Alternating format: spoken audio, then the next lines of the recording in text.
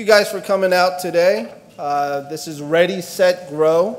This is our Procurement Connections workshop. My name is Eduardo Hayden. I'm the Small Business Outreach Manager with the Governor's Office for Small, Minority, and Women Business Affairs.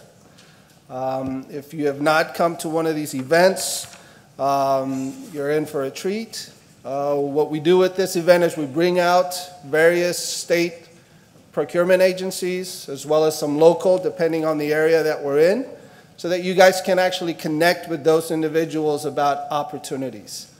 So this is an access to opportunity, and it's a connections workshop. It's meant for you to connect over those kind of things. So I want to thank everybody for coming.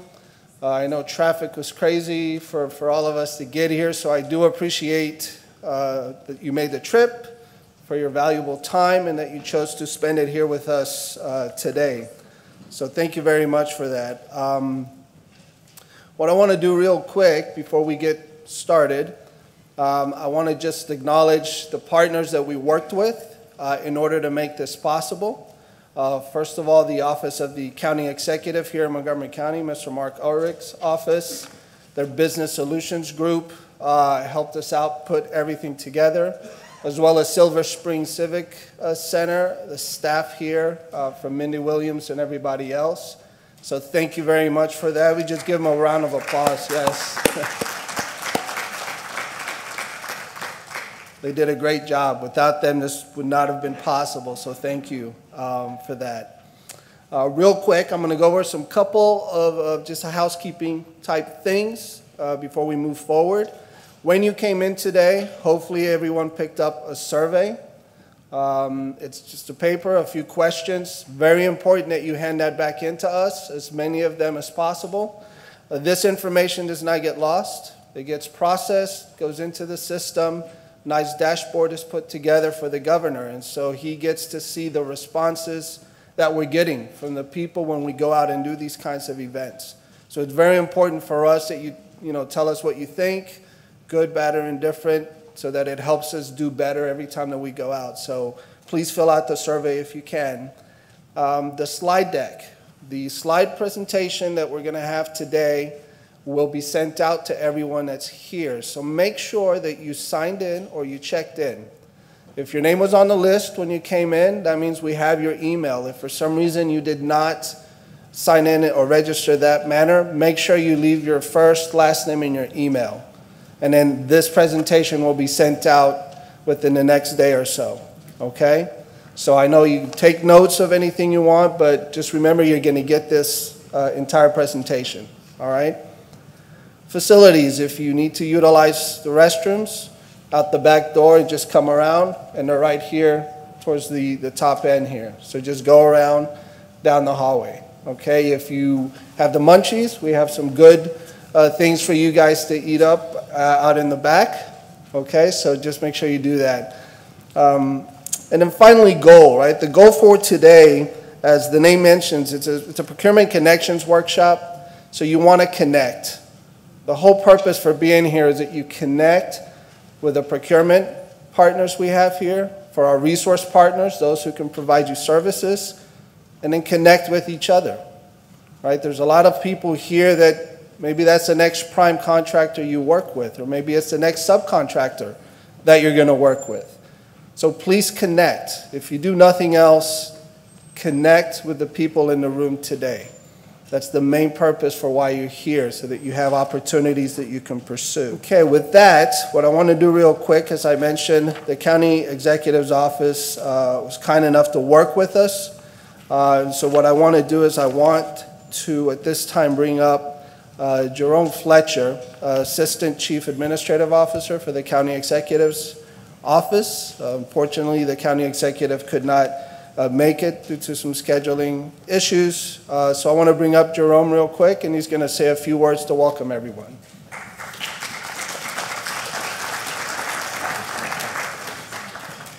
Thank you, Eduardo, and good morning, everyone.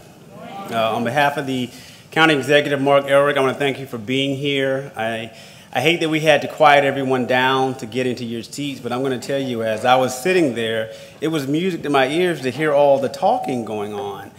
There was some great conversations, and we know that everyone's excited about being able to have better opportunities for access to procurement opportunities. That is one of the executive's top priorities, is access to procurement opportunities. We as a county have a strong role, and we have a goal to make sure that we not only provide better opportunities, but we also want to reduce the barriers and challenges that you have in order to get to those opportunities. Some of it can be solved by technology, but a lot of it needs to be resolved in face-to-face conversations, the collision space that this sort of venue right here provides you, so that you can talk through wherever you are in your cycle of your business, wherever the procurement is in its cycle of execution. We have to make sure that we take advantage and partner, talk, and communicate. One of the efforts that the executive has done is to put our people on the field to be better able to connect with you. Our Business Connect team, composed of Daniel Caroma, Junie Stevenson, as well as Devance Walker, they have all been out in the community, whether it's in Germantown, whether it's in Silver Spring, or whether it's in East County. And we are actually opening up another Regional Service Center Business Connect location on February the 14th in Bethesda. This is important because we want to make sure that you have access to the training, the courses, the classes, the content, as well as the partners that we as a county lean on to make sure that we provide the best services possible. So from our standpoint, we want to ensure that everything that you have, you need. And if you don't have it, we would love to hear from you. Please make sure you reach out and know and understand that this administration cares about small, local business, minority business. We want to make sure that everyone has their fair shot, their seat at the table, and no one feels like they need to know someone or need to know more in order to get involved in making sure that everyone has a successful business here in this county. So once again, on his behalf, I want to thank you for coming. We appreciate your participation. We look forward to working more with you in the future. Now I want to introduce and bring up one of my colleagues, the Director of the Office of Procurement. His name is Ash Shetty. If you do not know anything about what he's done so far, he has come in with a great, fresh idea that government needs more time than not. Sometimes we get stuck in our same habits, and we are creatures of habit, but he has brought a fresh, new view to procurement. He has done several great things. I'm not going to tell you what they are. He probably will tell you himself. But we're glad to have him, and I'm glad to have him on part of our team. So please welcome Ash Shetty.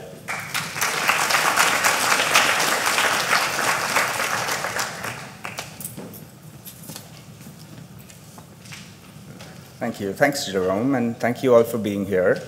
My name is Ash Shetty, and I am the Director of the Office of Procurement. Hopefully you can all hear me in the back. Okay, cool.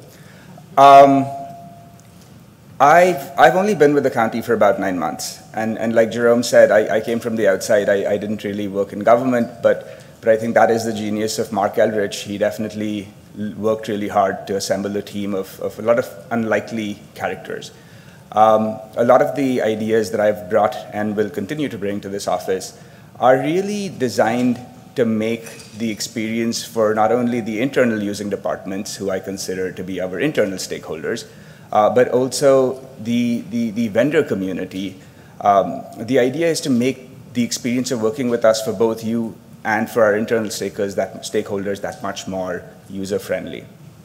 And so, I'm happy to be here, but I want to give you a sense of what you should be expecting from, if not Montgomery County government, then at least the Office of Procurement. And I'll do it by just telling you very quickly about our values.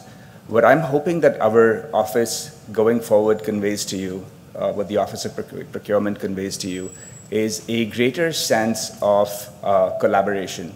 I've always felt that procurement sits in a very critical place in any organization, public or private, right?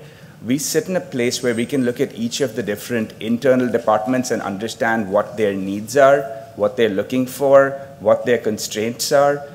And then, at the same time, even as we fully understand the needs of the internal organization, we are sitting at a point where we're understanding what the vendors are doing, what the vendors' capabilities are, what their limitations are, what constraints they have. And if our office is not serving as that broker that is bringing the needs of the department to be met by the capabilities of the external vendor community, then we're leaving a huge opportunity in the air. So to that end, attached to this value and maybe some of the others that I'll talk about, I want to tell you about an exciting thing that we're doing on April 3rd. In this very building on April 3rd, we're going to be hosting our very first reverse trade show. What that means is, as opposed to you all coming and holding booths and coming to meet with, having us come and meet you, Montgomery County government is going to have everybody, whether it's environmental protection or transportation or general services or technology services, they're all going to be here holding booths, and I'm going to invite you to come and meet with them. So it's in the morning of April 3rd, that's a Friday, and it's going to be going on from about 8:30 to noon.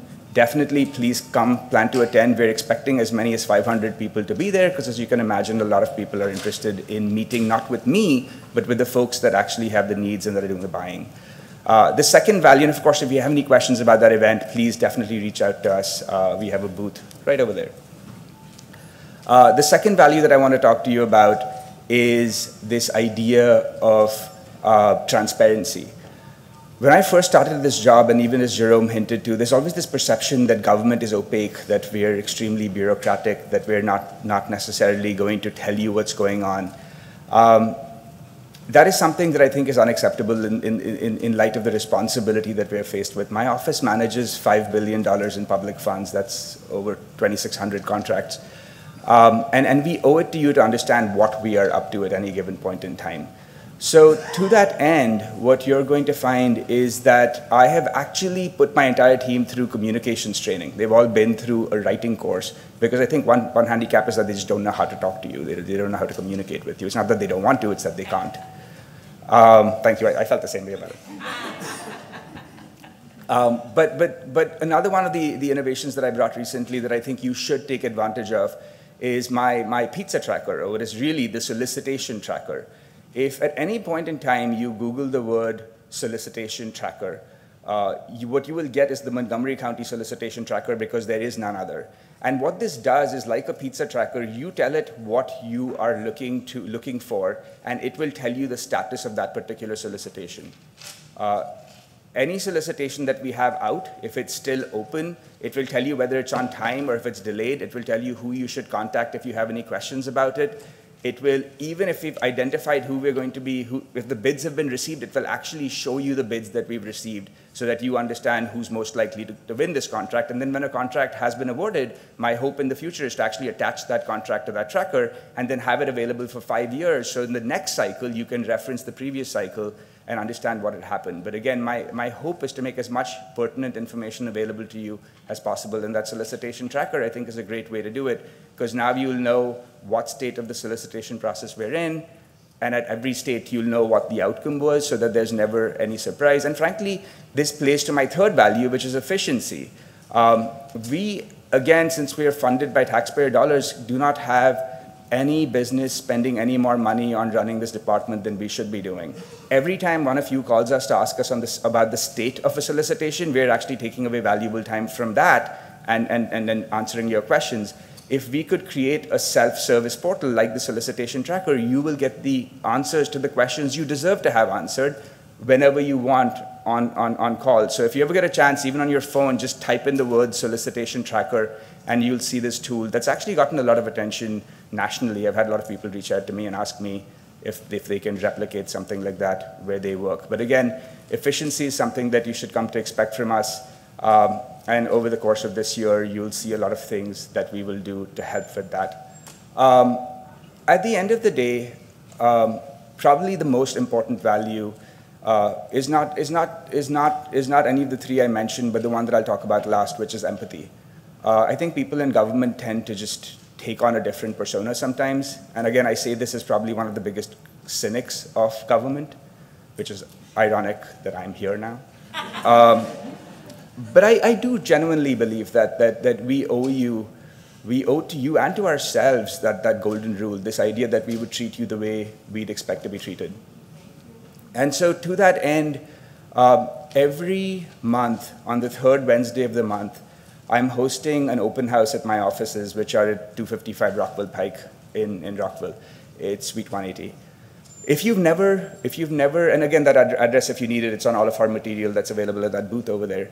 But if you've never come to one of these events, then do plan to attend. You know, I fully get that our processes are not, I was going to say not the simplest. I'd say the better way of saying is they are convoluted. And what I want to do is rewrite our regulations entirely, which I intend to do over the course of this calendar year. But even as I work to do that, we owe you whatever handholding and support you need from us, which is why if you come to our offices on the third Wednesday of any month at 10 a.m., I think this month would be on the 19th then, you can meet with not only our purchasing specialists and some of the folks that you see sitting in the back there today, but with my division chiefs, with me, myself, and ask us whatever questions you have so that you're never left feeling that we're not giving you the support you need. So hopefully, just in describing the values of my office, I've also been able to touch on some of the opportunities that we've been able to create to better serve our business community. There's lots of other things that we've done. We've reduced the size of the solicitations so that when you look at our solicitations, they usually tend to be about 150 to 200 pages. But I realize that small companies don't have an army that can be going through 200-page documents only to decide that this isn't even worth their time, right? So what we've done is we've created a paragraph view where in one paragraph you can decide whether you want to click on that document or just say this is not for me. And even after that paragraph, if you still want a little more information, we've created the facility online where you can just look at the actual scope of work. It'll tell you what specifically needs to be done in no more than 8 pages. So this way, you don't have to read a 200-page document to decide whether or not you want to do work with us. And I think, again, that speaks to transparency. I think that speaks to empathy. It speaks to all of those values that I've been talking about so far. We've done a bunch of things to make things better, but honestly, this was only my first 9 months, and frankly, it took me like 3 months to even figure out where I was. What we're going to do in this year, I'm excited about, and I hope that you are too. But in the meantime, come to one of our open houses. Come see me here again in about 2 months. And you know, this, as one of my colleagues describes, is a procurement bonanza. It's an opportunity for you to change the course of the future for yourselves and for us. Thank you.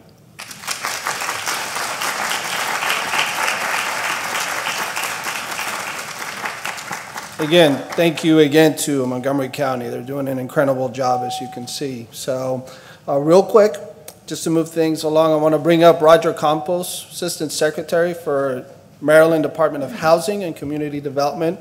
He's just going to give you a brief on some of the programs they have for business. Okay, we don't often think of the Department of Housing, Community Development in that sense, but they do have some wonderful programs. So Roger, if you could come up. Thanks, everyone. Thank you. I want to thank Eduardo. I'd like to thank Jimmy Rhee and his team, you know, for putting together this conference and also engaging you as business owners, you know, in some of the activities that we do with the Department of Housing. I also want to compliment the last gentleman, who I have not met yet, but it's civil servants like him that you should connect with because these people really do care, and all of us do within the state.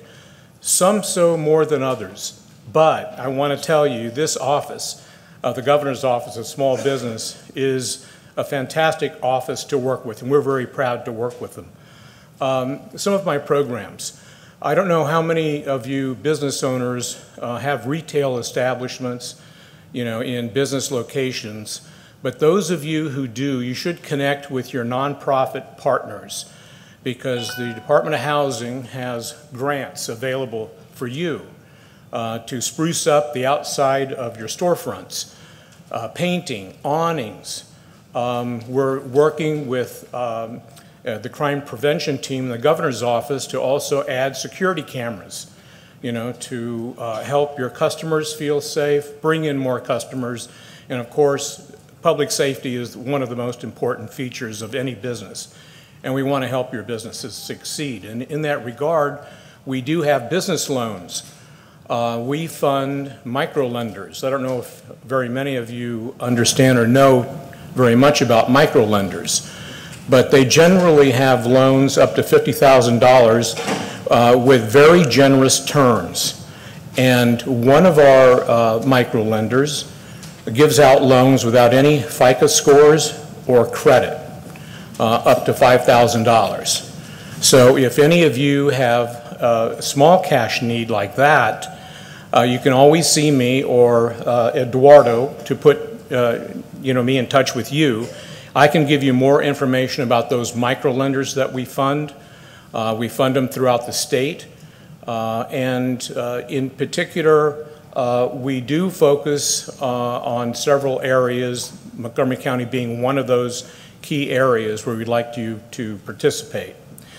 I don't know how many people here attended our last Access to Capital event, which was held at the Horseshoe Casino in December, but we're going to host another event, hopefully here in the near future. We had 25 business lenders, all sorts of lenders, not just banks, not just traditional financing, but alternative financing. And as I mentioned, some of those lenders require extremely low collateral requirements and credit scores, so you should take advantage of those. If any of you would like to see me later, I'm available. My email is really easily accessible. It's just like my name up there with a dot in front of it, and at maryland.gov, very similar to all of our Maryland partners. So again, I want to thank you for having me be here. So right now I want to bring up our Chief of Staff, Ms. Pamela Gregory, and she's going to lead us through our honoree presentations for 3 businesses that we are recognizing today, really for their hard work, the impact they're making to the economy, local, for the state, and how they work with the communities that they're in. So with that, Ms. Gregory. Good morning. It's a pleasure to be here in this beautiful Silver Spring area this morning. And as always, I have the best role in our program because I get to introduce you to some exceptional small business owners. Maryland is open for business, and today we will honor 3 outstanding local entrepreneurs. Each will be presented with a governor's citation recognizing their contributions to Maryland's economy as a result of their hard work, dedication, and pursuit of excellence. Special Secretary Jimmy Rhee and Jerome Fletcher will present the citations on behalf of Governor Larry Hogan. To our recipients, when I call your name, please come forward to receive your citation as I tell our guests a little bit about you. We're going to start with the women. 100 years ago, passage of the 19th Amendment gave women the right to vote. And in recognition of that historical event, Governor Hogan declared 2020 the Year of the Woman in Maryland. Our state has been and continues to be shaped by extraordinary women leaders. You're going to meet 2 of them today. Our first recipient is Michelle Taylor, President and CEO of Beta Associates, Inc. Beta is a thriving family-owned professional services firm offering communications, event management, and peer review services to government clients. After the passing of her mother, the original founder of the company, Michelle evolved from a sudden CEO to a successful CEO. Her vision and entrepreneurial resilience has resulted in Beta being recognized on the Inc. magazine's 2017 list of the fastest growing companies in the nation, the Washington Business Journal's 2019 Best Family-Owned Business. This accomplished businesswoman is a graduate of the Goldman Sachs 10,000 Small Business Program, is a Forbes Agency Council member, and the author of an article series on executive growth.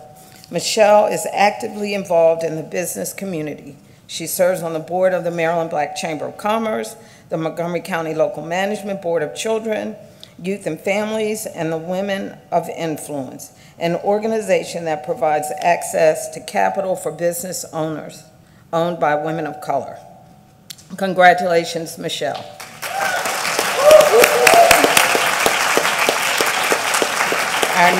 Our next honoree is Mercida Roxas Murray, founder and CEO of Montage Marketing Group. This marketing outreach, engagement, and communications agency has been doing business in Montgomery County since 2014. Mercida is the daughter of an immigrant who inherited a spirit of hard work, determination, and advocacy for others. With over 20 years in the marketing industry, Mercida has a reputation. With her government and commercial sector clients talk about her, they use words like strategic, steadfast, and versatile. Montage Marketing Group has won several awards, including Top 100 Minority and Women-Owned Business in 2018 and 19, and in 2018, Women Entrepreneur of the Year Award from the Maryland Women's Business Center. Mercida serves on the board of the Montgomery County Small Business Association and is an active member of the National Minority Supplier Development Council's Minority Business Entrepreneur Input Committee. She is also the founder of the 50 by 50 Project, a program focused on the advancement and professional development of 50 aspiring professionals who lack opportunity, resources, and support. Congratulations, Mercida.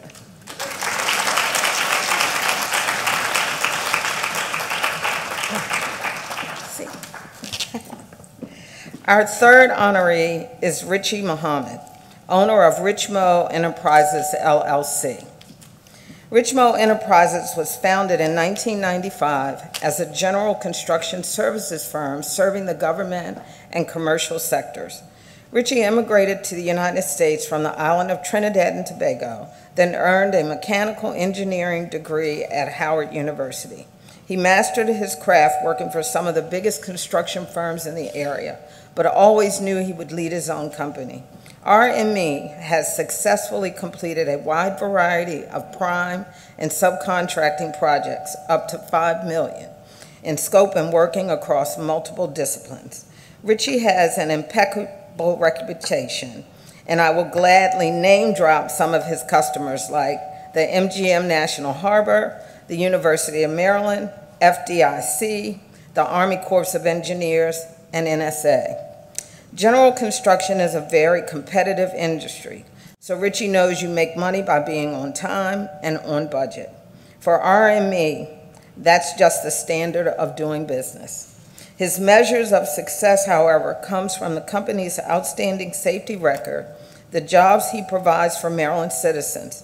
That's what makes him sleep well at night. Congratulations, Rich.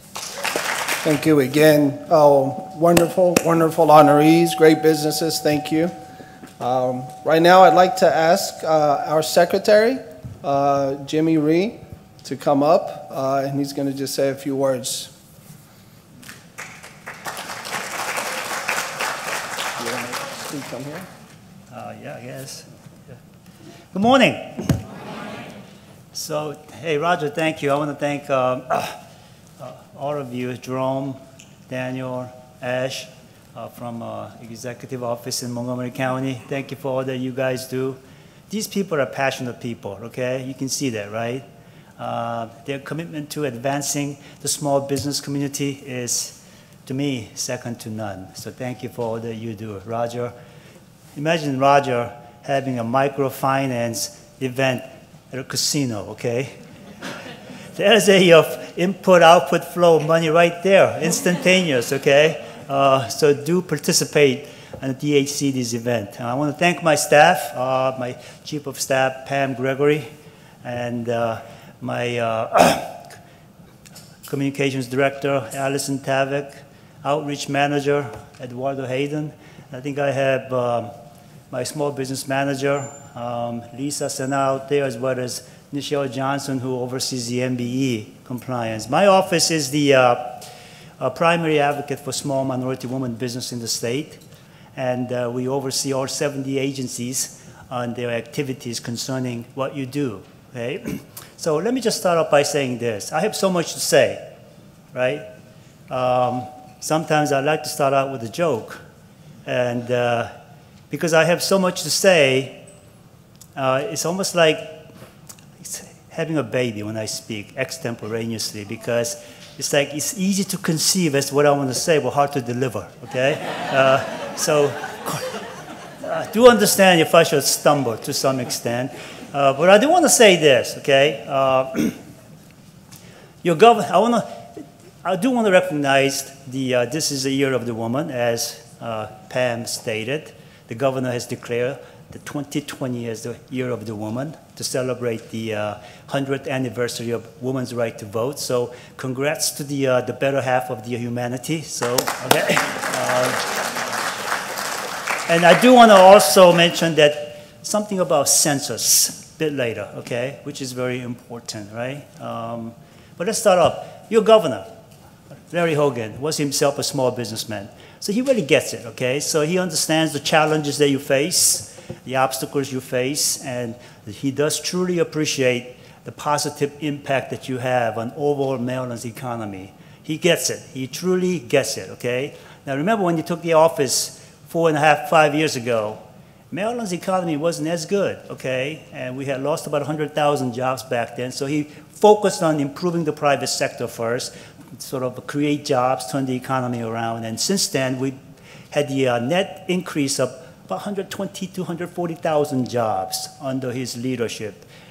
Today, Maryland ranks number 3 on entrepreneurial growth among all 50 states. We are the second most innovative state in the country, and we are number 1 on minority and women business formation and ownership in the whole country, thanks to people like you, okay?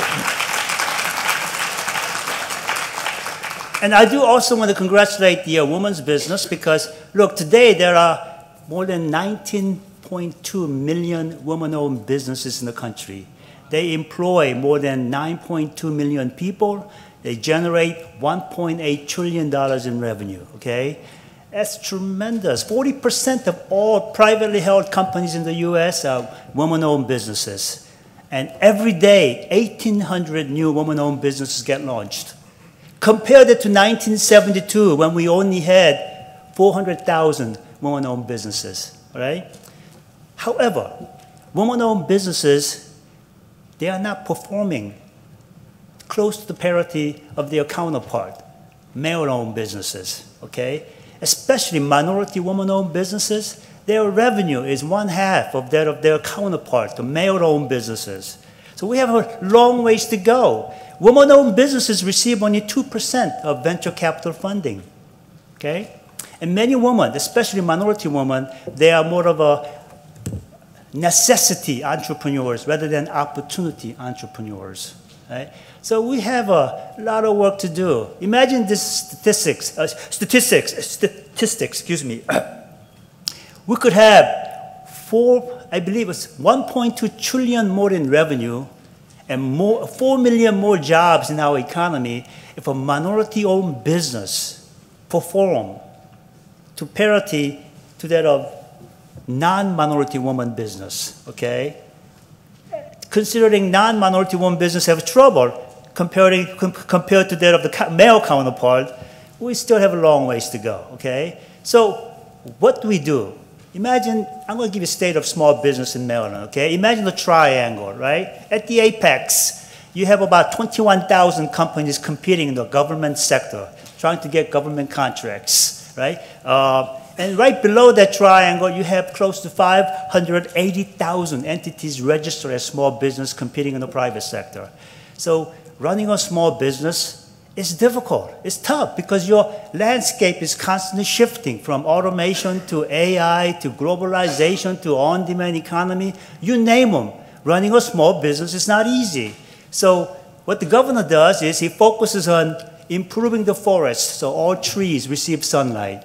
He focuses on larger issues, workforce, education, taxes and fee structures, regulatory structures, physical infrastructures, because in this era of globalization, you gain economic strength by connecting interdependent parts. So it's all about connecting capacity and capability to opportunity that are out there, right?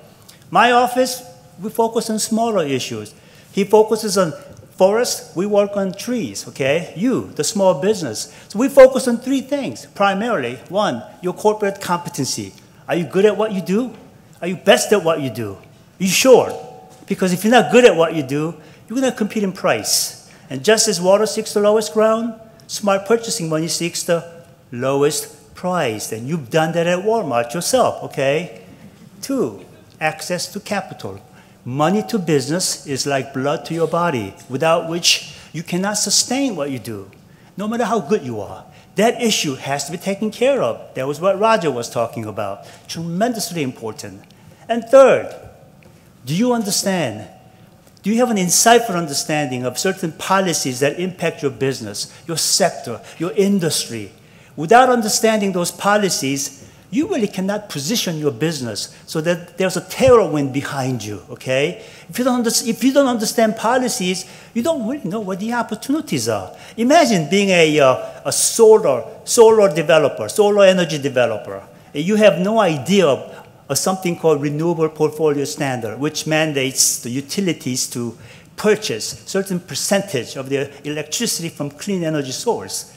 Policy brings opportunities. If you don't have clear understanding of the policies, well, it's risky for you, okay? So when you have all those three things aligned, competency, capital, insightful understanding of your policies, only then you ought to have your business plan resting on top of them. So you can ask yourself, do I have all those three pillars in place? Only you can answer, right? Now, let me talk a little bit about something that's going around in the world, okay? You've heard something called globalization, right? It's really nothing more than just democratization of information, technology, and capital, right? It's very competitive out there, tremendously competitive. Right? Some people call this era Darwinism of capitalism on steroids. Everything's getting disrupted because of technology. And you have to change. You have to adapt very quickly. If you don't, you perish. It's that simple. The rule of the business is very simple today. Is whatever can be done, it will get done because of technology and connectivity. The real question is, would it be done by you? Would it be done to you? Okay?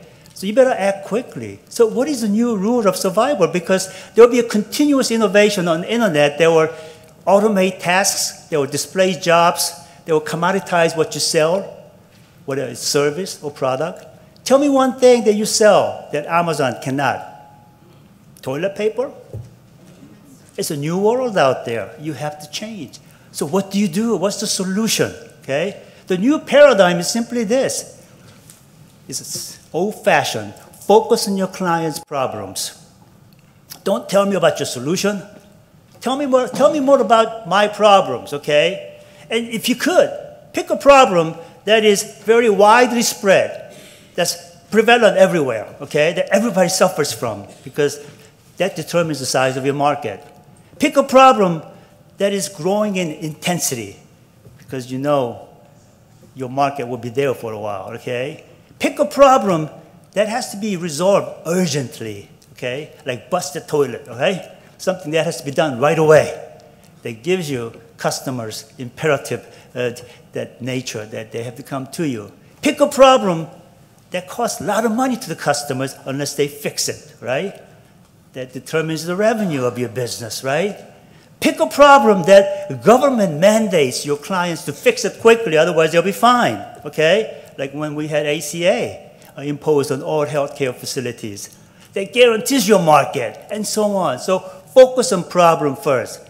And then you determine what the solution ought to be. And your solution should be 0 to 1, as PayPal founder once said. What do I mean by that? 01 to 02 is going from pen and paper to manual typewriter. And 02 to 03 is manual typewriter to electric typewriter. Each innovation, incremental innovation, making the prior innovation obsolete, so you're dead, okay? That's horizontal innovation. 0 to 1 is vertical, going from pen and paper to word processing, software, disruptive, transformative. Think that way, 0 to 1, okay? Otherwise, your solution is probably commoditized. Somebody else has similar solutions as well. But most importantly, number 3 is this. People really don't buy what you sell. They buy why you sell. Does your product inspire your customers? Okay? If your product inspires them to dream more, to learn more, to do more, to become more, trust me, you'll be very successful. And I know one thing certainly here is this: there's no better group of people with stronger will to succeed than the people who are sitting over here, the small business entrepreneurs. So I wish you all luck, and let me say a few words on census, because I have to do this, okay? We all know what census is all about, right? It's counting people. Why do we count them? Does anybody know? Yes? It's a constitutional requirement, that's true, okay? So we do this every 10 years because of three things. Number one, how many, congressional representation, how many people can send to the US Congress, right? Two, redistricting, okay? We draw the line, right? Depending where people live and how many people live in a particular district or whatever, right? And three, perhaps more relevant to all of you, money, okay? Federal money budget allocation. Did you know there are $675 billion of federal funding allocated to states determined by census? And imagine this, every person not counted or undercounted, do you know how much it costs us, the state? $1,825 per person for 10 years, okay? And you know that money is used for various programs that you know that perhaps you have been the beneficiaries, okay? Road construction, repair, okay? Life-saving programs at various healthcare facilities, emergency planning, and so on. Now think about, everybody's talking about coronavirus from China, right? So let's just say we have vaccination. And based on the undercounted census, this particular area where you have 1,000 people, we only counted 600 people. So local county or local city government says only 600 people live there. So let's prepare the vaccination based on 600 people. What's the consequence of that decision? Pretty bad, right? So think in that context. This census is important, so please participate. It's safe. I know what's going on from the macro perspective, that there's a trust issue, okay, which we're not going to talk about, but trust me, this is a private information. Every single person ought to be counted, okay? We are all part of the single group, same group, so please go out there, evangelize concerning this importance of census, all right? So thank you so much. All right, so now, now we're going to have our Director of Communications, Allison Civic, is going to go over the procurement programs in the state of Maryland. Okay, that's a tough act to follow.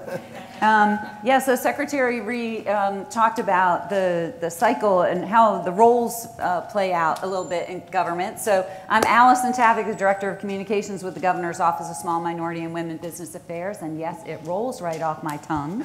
All those words are important because that really talks about who our audience is and who we serve here in Maryland.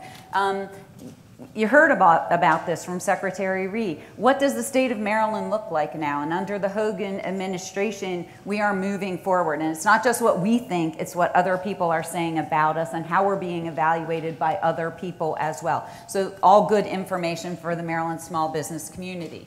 So what do we do? Secretary Rhee talked about our role. I love the analogy of the trees. I've just come back from Northern California where I got to see the redwoods.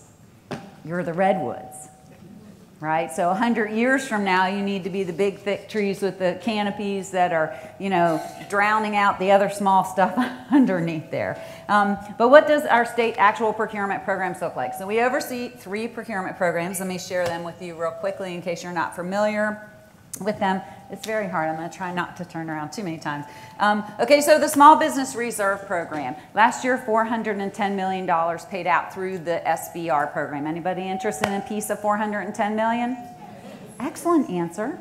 Thank you for your enthusiasm. So look, this is a prime contracting program. This is a true set-aside where agencies are specifically tasked with making sure that 15% of their work is designated and spent by firms that are registered as small businesses. To register in this program, which is race and gender neutral, it's an online process that happens through our e-procurement platform, Emma. I'm going to talk about in another minute here. But you must be registered, and as a small business reserve, member, an SBR firm, in order to bid on these kind of opportunities. The Minority Business Enterprise Program, probably the best known of our 3 procurement programs, over 40 years old, leading in the nation. People still come to us in Maryland to ask us about our program when they are building out their programs at states around the country. This program is a subcontracting program. It has a 29% goal, and it is a race and gender specific program. In this program, you are going to need to complete a certification process that determines that you are socially and economically disadvantaged, okay? This is a process that happens through the Department of Transportation's Office of Minority Business Enterprise. Strategically, we're separated from the certification process. We oversee the actual implementation and compliance of the program, so the certification is happening in a different arena. All right, so certification is with Office of Minority Business Enterprise at MDOT, and then the veteran business, and MBE, $1.1 billion last year. Okay, both prime and subcontracting. It is predominantly a subcontracting program, but MBEs may perform as prime contractors as well, so you can work in both areas for that program. And then our veteran-owned small business enterprise program, the newest of the 3, won $125 million in awards in the last fiscal year to veteran-owned firms. This is a 1% statewide goal for this program. So still nice, robust $125 million. So if you are in the SBR, MBE, or VSBE program, raise your hand. Okay, good, about half of you. All right, so today in the room, when Eduardo talked at the beginning of the program about connecting, you have the opportunity to connect with experts about these programs. We're not going to drill into the details of them today too much. We're going to talk more about the bigger picture of procurement so that you can understand how to navigate what can be a very complicated process. But you have the experts in the room, and we're going to be hanging out the rest of the day. So come and talk to us at the Governor's Office of Small, Minority, and Women Business Affairs today if you want more specific information about the programs. What I want to cover a little bit more is the simple kind of concept that Secretary Rhee has already talked about. There are some basic business principles that apply no matter who your customer is. And one is simply knowing your customer. So if you want to compete with confidence in the state contracting arena, you must understand the procurement process. It's a famous quote. I just said it.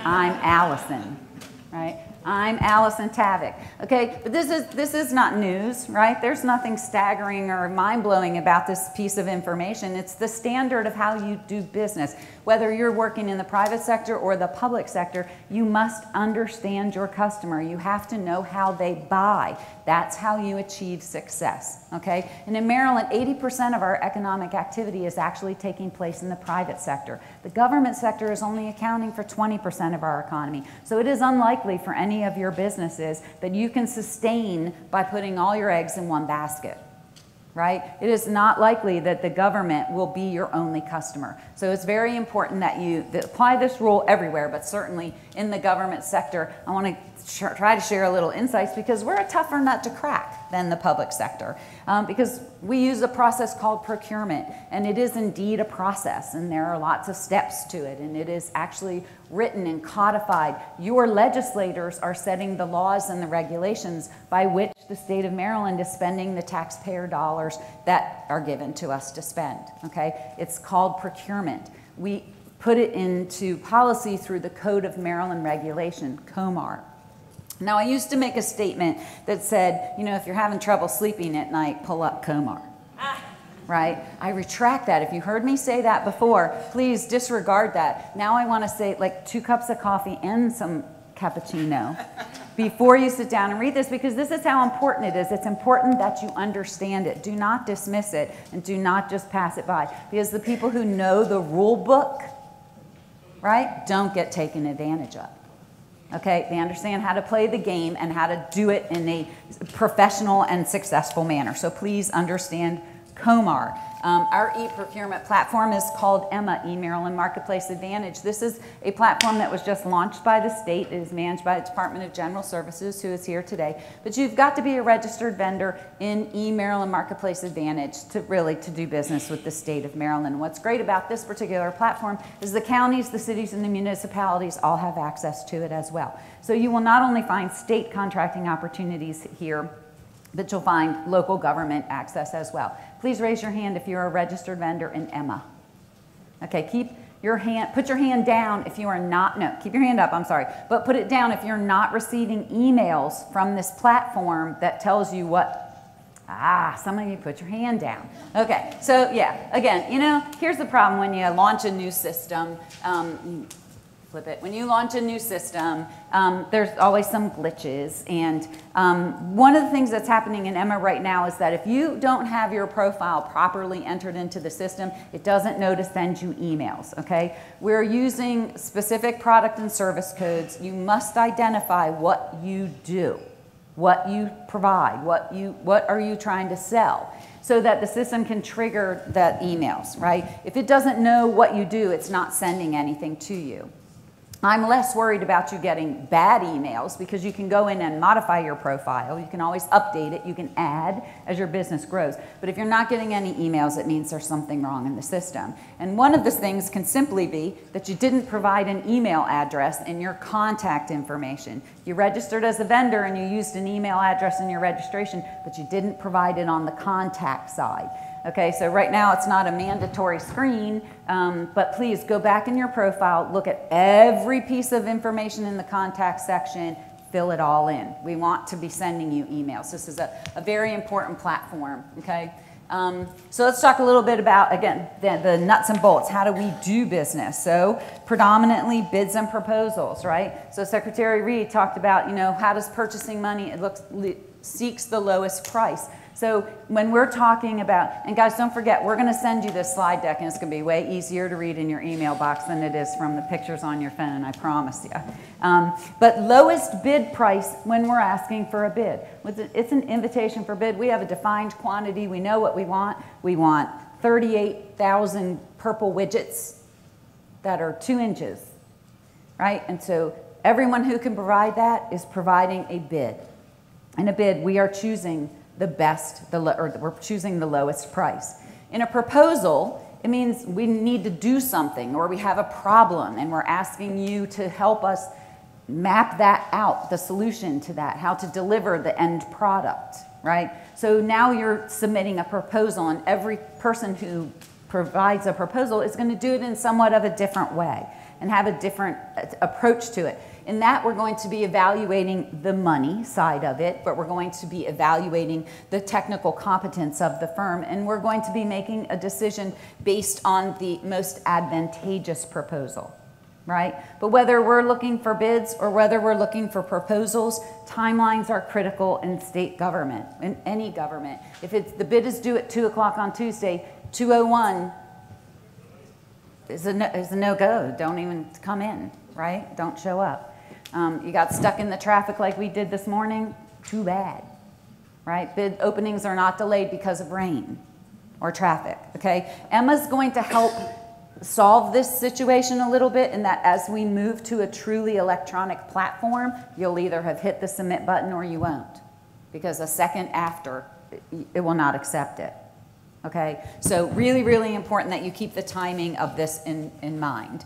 Other key factors for us, responsive and responsible. These are critical factors for us in the evaluation process when we're determining who to buy from. Responsive means you turned all the paperwork in, you submitted it, you did all of the forms. We're government, we got some forms. We're a little bit attached to our forms, right? We like our forms. So it's really on you as the know your customer thing to learn the forms, right? And make sure you're filling out the forms correct. Sometimes you could lose an opportunity because you didn't do the paperwork right, okay? Wouldn't you, if you knew that, wouldn't you fix it? Simple fix, right? So in responsible, what we're talking, responsive, you get it done and you get in and on time. And responsible, it means that you've demonstrated to us that you're capable of doing the work. When we are making evaluations, whether it's a bid or a proposal, we are evaluating for both responsible and responsive bidders or offerers, okay? Critical in the process. Real quick, let's talk money for a minute. There are 4 basic procurement categories. I want to make sure that you understand them because to me they're weird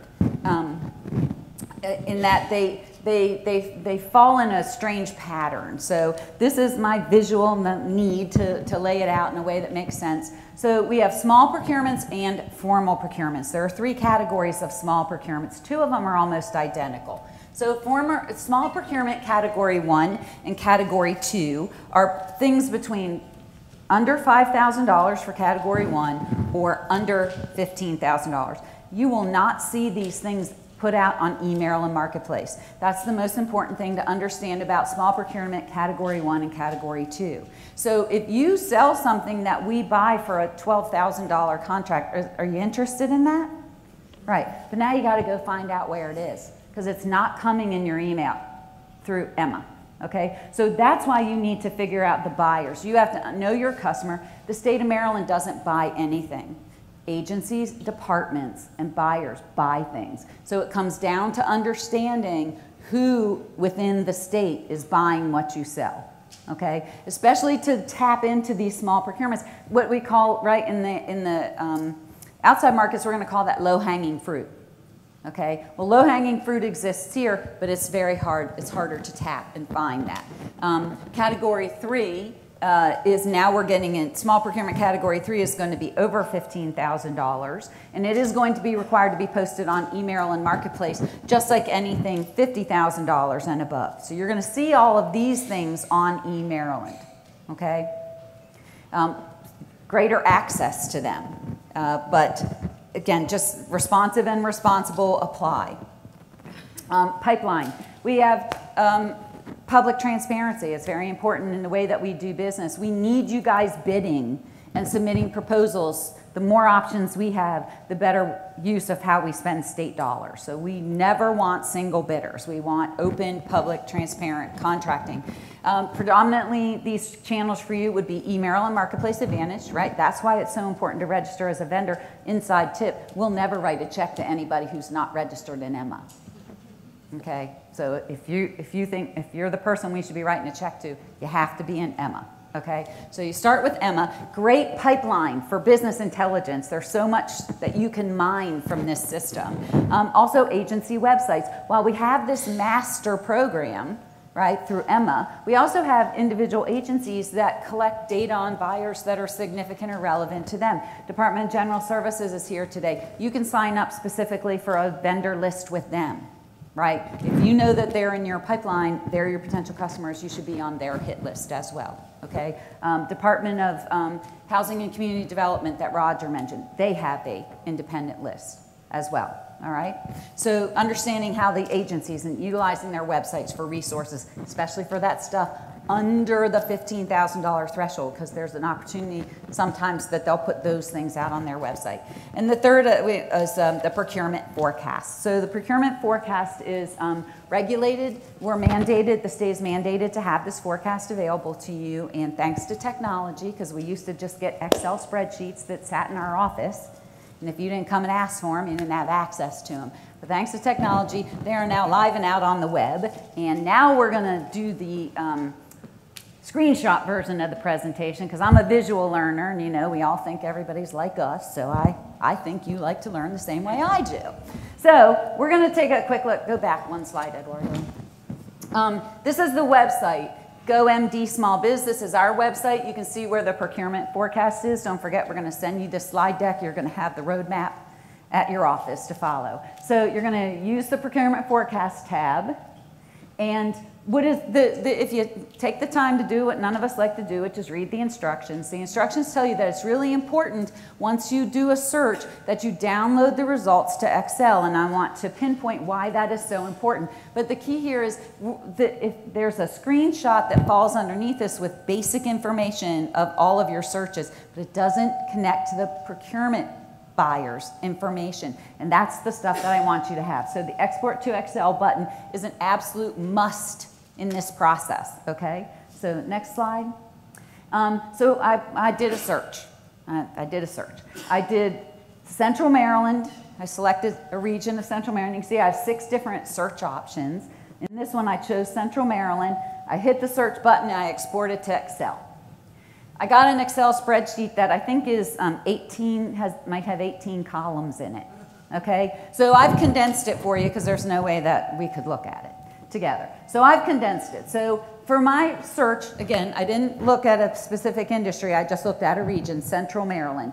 There were 900 results in my search. Okay, so here's a quick screenshot. We got transportation, police, stadium authority, comptroller, general services. This is you can find out who an incumbent was. If you want to be a subcontractor, would you like to know who the primes are that are winning work in the category you would like to work in? Would the name of an incumbent be valuable to you? Okay, right? Research value. There's research value here. Even if you're not ready to go after the work, start the relationship. Start building the relationship, okay? So here we look at, is there a goal? Goals on some of these go up to 23%. Some have 0 goals. There's a description of the work. This is one of the columns talks about the money. What do we think is the estimated value? But now we got the name of a procurement officer, okay? The procurement officer. This is how you start the relationship, and you also start to drill in to figure out, I can talk to this person to see about what's under the threshold, right? If there's what is one of these? Power washing. If I do power washing services, but I miss this opportunity, or I'm not ready for this one, or it's too big, do I still want to talk to Tammy Russell?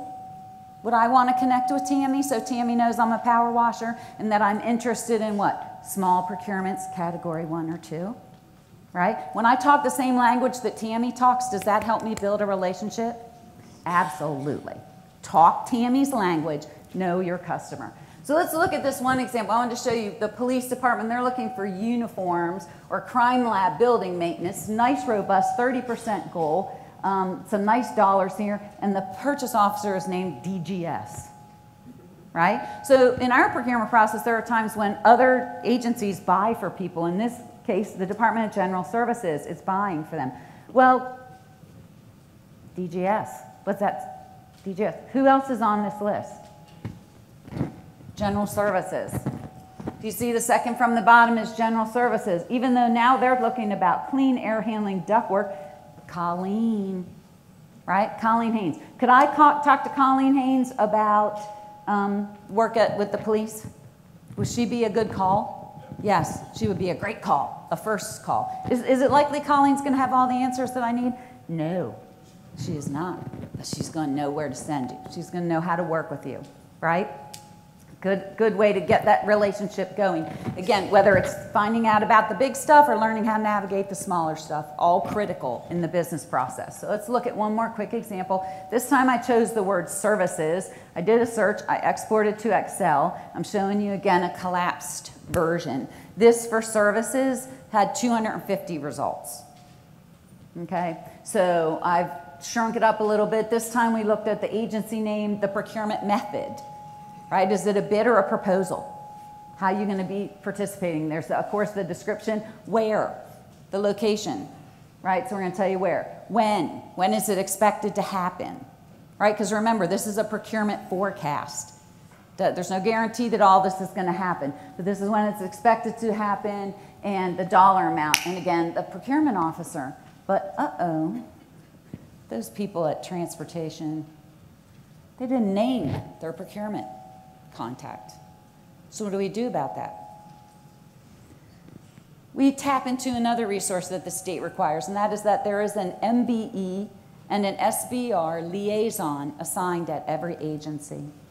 And that liaison is there to make sure that we are implementing robust goals, and if problems occur for MBEs or SBRs, once they're actually working on an active contract, they are your go-between. There's no such thing as that liaison in the private sector, okay? This is a huge tool. We have this on our website. There is a section called MBE Liaison, SBR Liaison. When we don't provide the information in the forecast, Perhaps there was no procurement officer in that arena at the time the forecast was put together and they weren't able to name somebody. So now you go to the liaison list. You find the liaison for the port administration and you call them and say, you have this listed on your forecast. Who can I talk to about that procurement? Okay, so you navigate the information. It all cycles back to the same thing, guys. This is all about knowing your customer. And this is also the tip of the iceberg on how big it is to understand procurement information. And it is a passion for us in our office that we continue to do training. Things like this workshop, right? Connecting you to the guys with the money. We're not the buyers, but we know who is doing the buying, right? So this is not their public relations team. These are not their outreach folks. These are the actual buyers, right? So when you know that Department of Health is your potential customer, these are the guys that are actually doing the buying. This is how you start the relationships, right? So Ready, Set, Grow. We do 6 of these a year at locations all around the state. It's been 2 years since we've been here in Montgomery County, and we're so excited to be back. Our schedule is listed on our website, GoMD Small Biz. So the schedule, I think we have it all mapped out, but 1 location so far this year. So you can see where we're going to be throughout 2020. And then we have our technical training classroom. These are free classes offered the 4th Tuesday of every month. Now these are stationary at our office in Crownsville. So if I could come out to Silver Spring, I'd like to think that you can come out to Crownsville. And quite honestly, I'm a Frostburg girl, grew up in Frostburg. There are times if you can get free information that is going to give value to your business, then get in the car and drive to Crownsville. Okay, that's what entrepreneurs do, right? That's what small businesses do. So this technical training classroom series, again, free classes. This month, we'll be doing a class called State Procurement 101, which is a 2-hour drilled-in version of what we just covered in 15 minutes. Okay, so if you want the deep dive, that's called State Procurement 101. We teach all kinds of classes specifically about the Small Business Reserve Program. We bring in experts from the small business community who teach about how to do bidding. I don't know how to bid. I don't know how to. It's not anything that I'm familiar with. I couldn't teach it to you, but we know business people who can. So we talk about bidding and writing proposals, and it's a very robust schedule. I hope you go out and take a look at it, and that you'll come to Crownsville, join us for some free classes, get to know our staff, and take advantage of the resource, because just like the folks here at Prince George's County, we want to be available to you. Thank you for coming out today. I think this is the first step. That we are real people, trying to help you guys navigate a very big process. So my colleague Lisa Sinar is up next. She has the meat of the matter because she is going to tell you what people are trying to buy right now and what is in the pipeline. So I'm going to turn it over to Lisa. Thank you.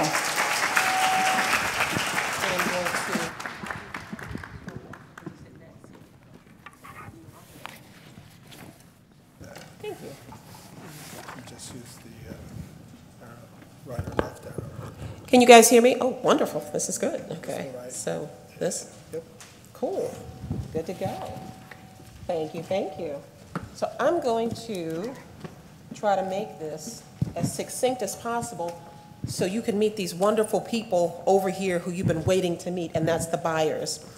We're going to introduce you and just give you an overview of the agencies that are here and some of the things that they're prepared to buy, just so you know.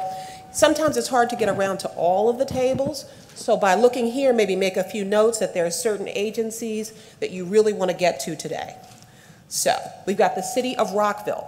Again, you guys are going to get this whole slide presentation, so after today, you're going to get the website for the agencies that were here, so you'll be able to go to that. You're also going to get their contact people, the liaisons, their email addresses, the buyers, so all the information here is going to get emailed to you. So great when you're going over and sharing your capability statements with the people who are here today, exchange cards, but also know that afterwards you can go through and see maybe some people that you didn't get to reach out to, okay?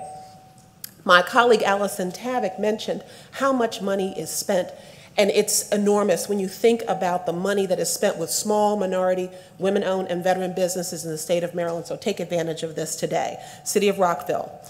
Now, when we're talking about small procurements, and that's a little loud, talking about small procurements, wanted to give you an idea of the kind of items that are purchased in terms of small procurements. Now again, these are items that largely are not advertised, but you have to know the buyer.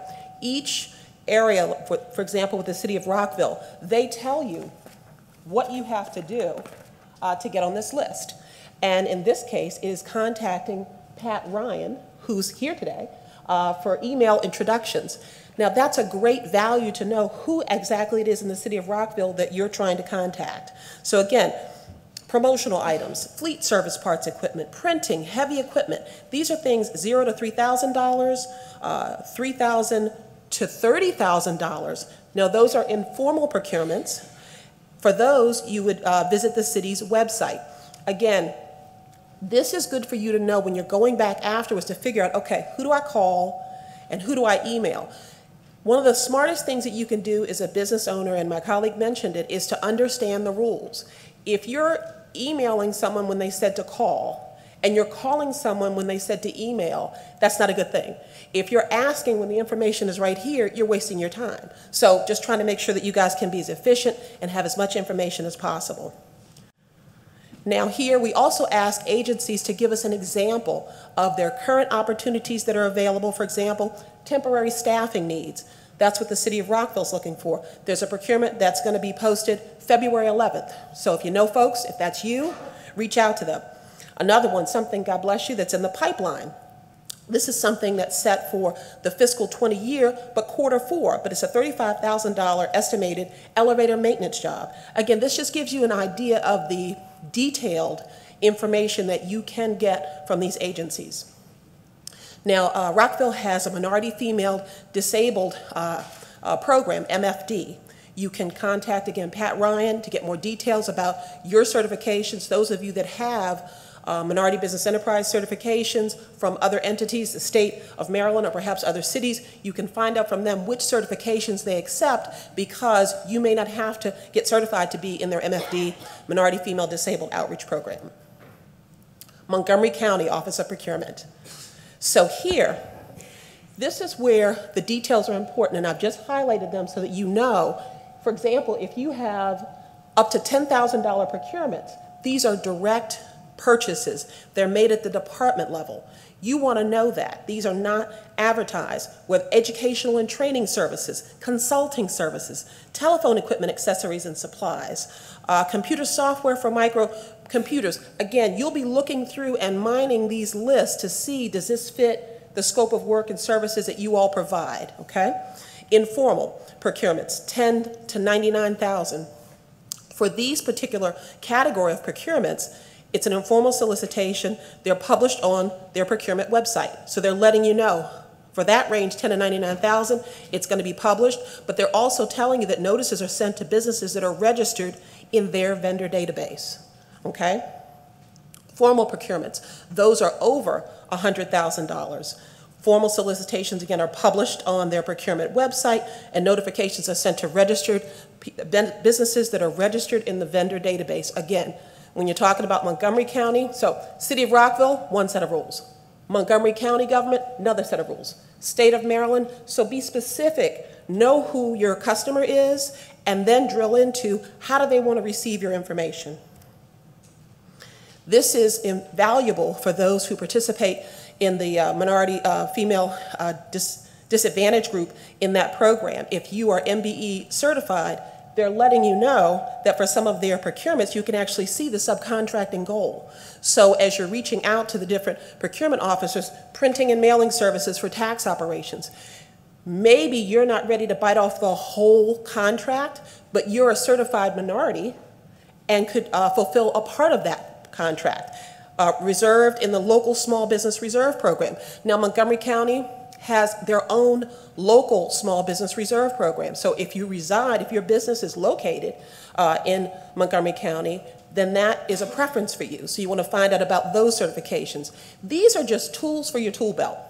You don't, for many procurements, you don't have to have to reside locally or be in these particular programs. However, as a small business, you want to use every tool that advantages you, that helps to level the playing field. And these are some of them. And again, the Minority, Female, and Disabled program. And they say MFD. We spell things out because it's an alphabet soup of programs and just in terms of acronyms. And it's good to know what the actual programs are. That way you can see if this is something that you're going to be able to take advantage of. Again, they also have their local Small Business Reserve program.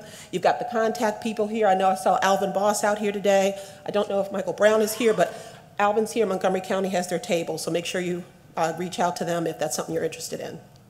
Department of General Services, Office of State Procurement. Now, we spend, in the state of Maryland, the agencies, in terms of the spend, my colleague was talking about the amount of money that is spent in terms of overall programs. The Department of General Services, for you small business reserve companies, spent, let's see, how much was it? $24 million in the last fiscal year with small businesses. With minority businesses, spent about $30 million in the last fiscal year, just to give you an idea of the amount of money that is on the table. Also, with the Department of General Services, I should have mentioned, they are now through legislation and our, what is the best way? State procurement modernization, pardon me. State procurement modernization, my colleague talked about e-Maryland Marketplace Advantage. The goal of this administration has been to make procurement more transparent, more understandable, and easier and friendlier, in particular for small businesses. And one of those things has been, under the Department of General Services, is the creation of the Office of State Procurement. So General Services now becomes a control agency, a buyer for the Department of, well, I should say they have the authority for the Department of Budget and Management, Department of Information Technology, and the Department of Public Safety and Correction Services. What this will mean to you is that they are the authority for these programs, which means that the playing field is going to be more consistent in terms of how procurements are advertised, in terms of how they're broken apart, and with an emphasis on minority business enterprise goals, small business reserve, and veteran small businesses. And that's a lot of the companies here today. So, I'm not going to get into the weeds of this, but this for sure, please pay attention. If you're talking about small procurements with the Office, Department of General Services, you want to make sure here they're letting us know, contact Kristen Irvin. She's the person that you want to contact. And Kristen's out here today somewhere. Wave, Kristen, if you're here. She might be out in the hall. I see you. Hey, Kristen, right over there in the maroon. That's important because you want to make sure that you are getting on Kristen's radar, which really is the Department of General Services, Office of State Procurement's radar. They do a lot of buying, they do a lot of outreach events where you can connect to other kind of procurement opportunities. This is not the only one, so please pay attention to that. Now we're talking about, this is the kind of information that's also helpful if you're a small business reserve company. This gives an example of the kind of procurement that they have. Guardrail installation. This particular procurement, and why this is important, I circled it, SBR only. If you are not certified as a small business reserve company, you can't bid on this. And there are more designated small business reserve procurements every day. The program increased from 10% to 15% about 2 years ago. The number of agencies also expanded, so there are more procurement opportunities every day in terms of the Small Business Reserve Program. Again, for those of you who don't know, how many of you are registered with the Small Business Reserve Program? Hands up. Okay. I think many more of you could be. If you're unsure about the program, please see me, Governor's Office of Small Minority and Women Business Affairs, before you leave, because we want to make sure that you know how to get certified. Carla Thompson is the liaison. She's the Minority Business Enterprise Liaison and the Small Business Reserve Liaison for the Department of General Services Office of State Procurement. Again, good to know. This is the person that you're going to send your capability statement to. You're going to email it to her if you make sure you make that introduction if you're interested in doing business, in particular for those larger procurements as it relates to small minority and women business. MDTA, and I'm going to speed this up. They're here today. There's their website. Small procurements and credit card purchases, the same thing. Just pay attention. I'm not going to get into the details of everyone because I know you guys want to get over to the procurements, but letting you know that this is here and it details how they want you to approach them. Now, this is a great one when it comes to MDTA. They're letting you know. And I've circled, there are MBE opportunities, VSBE opportunities that are in the pipeline right now, procurements that they're ready to take advantage of. So if you are a contractor, you're construction-related services, highway-related services, you want to make sure you go over to their table today, MDTA. Rehabilitation and installation of maintenance access features. They're doing Old Mountain Road directional bore on under 95. This is major work. This is good, very good money. Okay. Their small business reserve liaison and their minority business enterprise liaison. State highway. Now, good to know about state highway. Each district makes its own purchases when we're talking about $0 to $5,000. What they're letting you know is it's not done at the high level. This is done at the districts. Their agency is broken up into districts, so you're going to want to know the district. Here they're letting you know for Category 2, most procurements in this category are for goods bought on the Department of General Services statewide contracts. So DGS, Department of General Services, would have the overall advertisement. They can tell you what they're going to buy, but it's pulling from a larger contract. So what your goal is, how do you get on that statewide contract?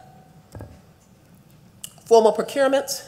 Now this is one, give you an idea, brush tree cutting in the Fairland section. They're saying it's a possible SBR. They don't have all of the information now. But this is where if you happen to do this kind of work and you're seeing this on the landscape, advocate that this contract be designated as a small business reserve. You have the power to do that. When you see something that's within the scope of work, I don't know if any of you happen to see the Board of Public Works. Maryland is, I think, the only state that does this.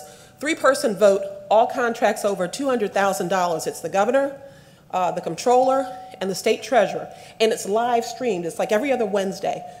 Google BPW, Board of Public Works, and you can see how contracts come through the state of Maryland that are over $200,000. Many times when the lieutenant governor is sitting in for the governor, he will see a contract that's for small business reserve or minority business enterprise or wasn't designated as such, and he will say, hey, why isn't there a minority goal on that? Why wasn't that carved out as a small business reserve? That would have been a good contract for a small business reserve company. So it lets you know there's a culture that is changing and that you can help to push that forward and create opportunities for yourself. Handle it like you would any other customer. Be professional, be friendly, be persistent, and know the rules. Minority Business Enterprise Liaison, they have 2 different ones. One is the MBE Liaison, and one is the SBR Liaison. Allison Tavick mentioned on our website, gomdsmallbiz.maryland.gov, we do have the listing of all of the liaisons, Small Business Reserve and Minority Business Enterprise by agency. Sometimes one person wears both hats, and sometimes it's 2 different people. You should try to know the difference. You have to look at it. And it is helpful when you can reach directly out your Small Business Reserve company. You can reach out to that SBR liaison, tell them you've been looking at their website, and that you'd like to know more, okay? That you'd like for them to know you so that you can get on that direct solicitation list that they have. Department of Human Services, they're category 1, 2, and 3. Now here, whether it's category 1, 2, or 3, 5,000, 5 to 15,000, or 15 to 50, they're saying you should contact Tracy Gamble, and they've given you her email address. You see, they're each different. Formal procurements. Here's one, Carroll County DSS Janitorial Services. They're saying they're going to designate this as an SBR. You want to be on that landscape. Are there any janitorial companies out here today? Fantastic. So that's one that's potentially for you guys. And we've got Shonda Miller is out here today. Let's see, she's one of the Small Business Reserve liaisons. The Minority Business Enterprise liaison, I'm not sure if Jessica's, I don't think she's here today, but Shonda's here. Maryland Department of Labor. And what I wanted to tell you about labor, and this is on my part, labor, I didn't get their Small Business Reserve, their small procurement slides ahead of today, but please reach out to them because they do handle their small procurements in a special way, and their liaison, who's their Minority Business Enterprise liaison and Small Business Reserve liaison, Alan Robinson, is here today, and he can explain to you how they handle their small procurements. University of Maryland College Park is here today. Okay, a huge bio. University of Maryland College Park is a small city. Okay, so they buy just about everything. And this is just an example of the small procurements that they buy. That probably would cover 2/3 of the people in the room today in terms of the kinds of things that they buy. Scientific equipment, website design, facility supplies, promotional items. But again, these are just the small procurements. When we get to the services that they buy, scientific services and equipment, research services and equipment, the state of Maryland has an enormous amount of consulting and service-oriented companies. So if this applies to you, great. If not, share with your friends. University of Maryland is a great customer. Current and pipeline opportunities, just an example. Agricultural research and education building. So this is going to mean they're looking at fiscal year 2020, $10.5 million. If they put either MBE goals on this or VSBE goals on this, this is an opportunity for you, so reach out. If it's something you can bite off, $10.5 million, okay, great. I don't think you're a small business anymore, but good luck if you're doing this. Their Minority Business Enterprise Liaison, Yvette Williams, is over here today, and their Small Business Reserve Liaison, James Newman. If he's not here, we provided the contact information for you. Maryland Stadium Authority, I think I saw Lisa Johnson here. So this is good to know. For contracts less than $10,000, competition is preferred but not required. Okay, so that already lets you know you want to get on that list where they're going to reach out based on the solicitation to see if you're available to do that work. For contracts between $10,000 and $50,000, competition shall be sought to the extent practicable. What's good to know is that means there's an opportunity for you to create that relationship and really let the buyers know who you are, what your business provides, and if you have references, please let them know this is a customer you're cultivating a relationship with. We've given you not only the liaison next, but also the procurement contacts, which is also good. Carmina Perez-Fowler, who's Assistant Vice President for Procurement Compliance, if you're having questions specifically about the projects development group, and the Maryland Stadium Authority Facilities, John Samornick. David Wraith, Minority Business Enterprise and Small Business Reserve Liaison, Maryland National Capital Park and Planning are out here today. They have been very specific about their small purchases, and I highlighted are exempt from competitive procurements. Okay, that means they're direct soliciting, and they're telling you that they encourage you to register on their website.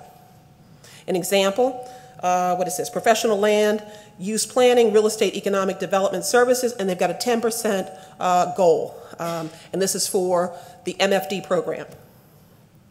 Contact information, state police, so Dirk Griffith over here, yep, state police, again, buys a lot of things, and what they're telling you is register on Maryland Marketplace Advantage.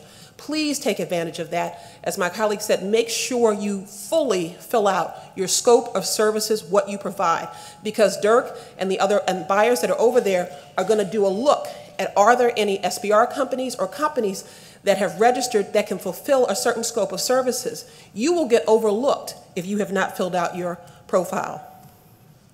Public safety and corrections, again, big buyer. Their vendors are here, their liaisons are here. They can email you can email your contact information to their email address to put you on their vendors list. Again, different process. And I see Shawana Blackston, I did see her, and Anna Lansar are both here today, MBE liaisons and Small Business Reserve. And I think that I want to thank also all of our procurement partners, my colleague Eduardo Hayden, Montgomery County Public Schools, who I forgot, they're over here today. Raise your hand, Montgomery County Public Schools. Okay, we can't see, great. Montgomery County Office of Construction, and Montgomery College. I don't have their slide decks, but they have details on what they're prepared to purchase right now. And after I release this to my colleague Eduardo Hayden, I think we're about ready to get ready to go. Thank you, sir. Thank you.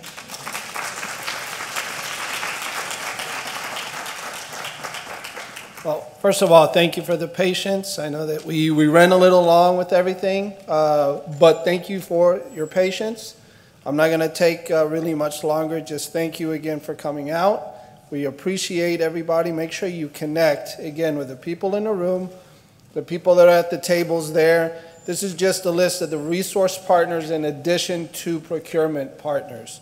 From Capital Bank, CMT Services, and I won't go over each one, but Small Business Development Center, the Women's Business Center. Please connect with Opportunity MDOT. They're working on the 495-270 project, right? So there's some procurement opportunities that are maybe available. Make sure you talk to them about that as well. So they're not just here as a resource partner, but they may have a way to get you to those opportunities. As well as the Montgomery County and their the County Business Solutions Group. So if we've got somebody from there, make sure you connect with them as well so that they can get you to your opportunities in the county. And with that, thank you, network, connect, and thank you for coming.